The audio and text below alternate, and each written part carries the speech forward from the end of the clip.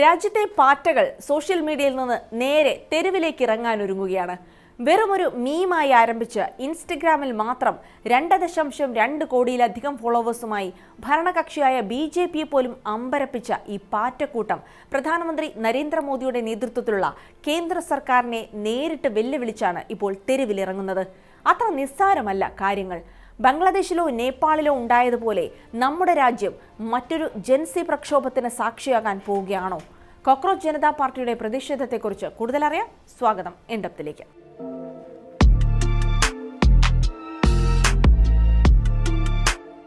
Cockroach Janata party June 6-ന് ന്യൂഡൽഹിയിലെ ജന്തർ മന്ദിറിൽ വൻ പ്രതിഷേധത്തിന് ആഹ്വാനം ചെയ്തിരിക്കുകയാണ്. പാറ്റകളുടെ ആദ്യ പരസ്യ പ്രതിഷേധമാണിത്.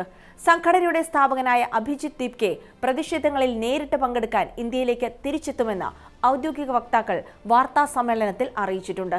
അമേരിക്കയിലെ ബോസ്റ്റൺ സർവകലാശാലയിൽ ഉപരിപഠനം നടത്തുന്ന അഭിജിത്ത് ദീപ്കെ 2026 മെയ്യിലാണ് CJP രൂപീകരിച്ചത്. നിലവിൽ ഇന്ത്യയിലെ നീറ്റ് UG മെഡിക്കൽ പ്രവേശന പരീക്ഷയിലെ ക്രമക്കേടുകൾ, ചോദ്യപേപ്പർ ചോർച്ച, CBSE മാർക്കിംഗ് രീതിയിലെ തകരാറുകൾ എന്നിവയിൽ പ്രതിഷേധിച്ച് കേന്ദ്ര വിദ്യാഭ്യാസ മന്ത്രി ധർമ്മേന്ദ്ര പ്രധാന്റെ രാജി ആവശ്യപ്പെട്ടാണ് സംഘടന സമരം പ്രഖ്യാപിച്ചിരിക്കുന്നത്. US-ൽ കഴിയുന്ന സ്ഥാപകൻ അഭിജിത്ത് ദീപ്കെ പരീക്ഷാ തട്ടിപ്പിൽപ്പെട്ട് പ്രതിസന്ധിയിലായ 1 കോടിയിലധികം വരുന്ന വിദ്യാർത്ഥികൾക്ക് വേണ്ടി ജൂൺ 6-ന് ഇന്ത്യയിൽ തിരിച്ചെത്തുമെന്നും പ്രതിഷേധത്തിന് നേരിട്ട് നേതൃത്വം നൽകുമെന്നുമാണ് അറിയിച്ചിരിക്കുന്നത്. എയർപോർട്ടിൽ വെച്ച് താൻ അറസ്റ്റ് ചെയ്യപ്പെടാൻ സാധ്യതയുണ്ടെന്നും എന്നാൽ അതിന് താൻ തയ്യാറാണെന്നുമാണ് അഭിജിത്ത് വ്യക്തമാക്കിയത്. ഡൽഹി കോൺസ്റ്റിറ്റ്യൂഷൻ ക്ലബ്ബിൽ വെച്ച സംഘടനയുടെ ചീഫ് വക്താവ് സൗരവ് ദാസ് അടക്കമുള്ള പ്രതിനിധികൾ ആദ്യമായി നടത്തിയ വാർത്താ സമ്മേളനത്തിലാണ് ഇക്കാര്യങ്ങൾ അറിയിച്ചത്.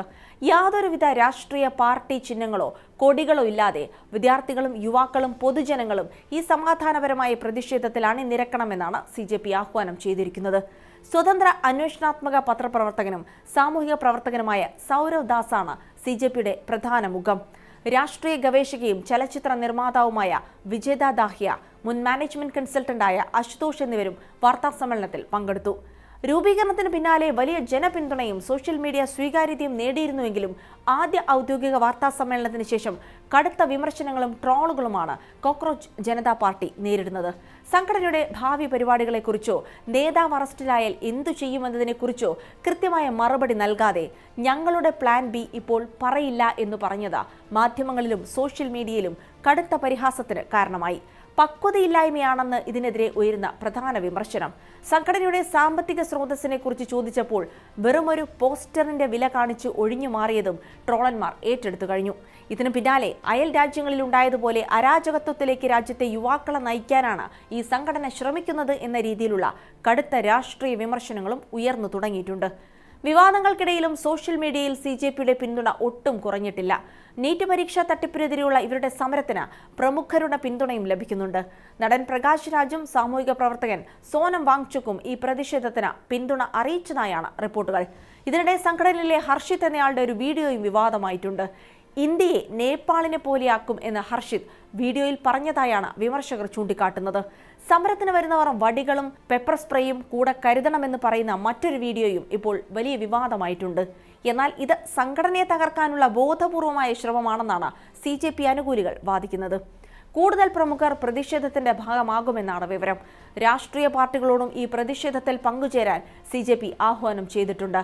നടൻ ഫഹദ് ഫാസിൽ അടക്കം കേരളത്തിലെ പ്രമുഖരെയും വക്താവ് CJPയിലേക്ക് ക്ഷണിച്ചിട്ടുണ്ട്. സാമൂഹിക പ്രവർത്തകർ, ഇൻഫ്ലുവൻസർമാർ എന്നിവരിൽ നിന്നും വലിയ പിന്തുണയാണ് ഇവർക്ക് ലഭിക്കുന്നത്.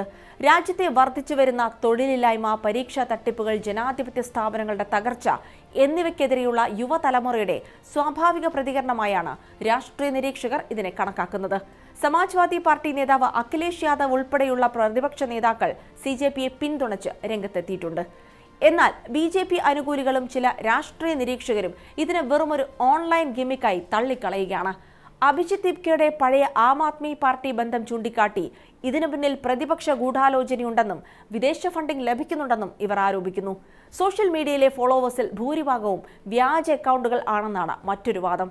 എന്തായാലും ഭരണകൂട വിരുദ്ധ ഡിജിറ്റൽ രാഷ്ട്രീയത്തിന്റെ ഒരു പുതിയ യുഗത്തിനാണ് കോക്രോച്ച് ജനതാ പാർട്ടി തുടക്കമിട്ടിരിക്കുന്നത്. ഡിജിറ്റൽ ലോകത്തെ ലൈക്കുകളും ഫോളോവേഴ്സും തെരുവിലെ യഥാർത്ഥ ജനക്കൂട്ടമായി മാറുമോ എന്നത് ജൂൺ 6-ലെ പ്രതിഷേധത്തോടെ അറിയാം.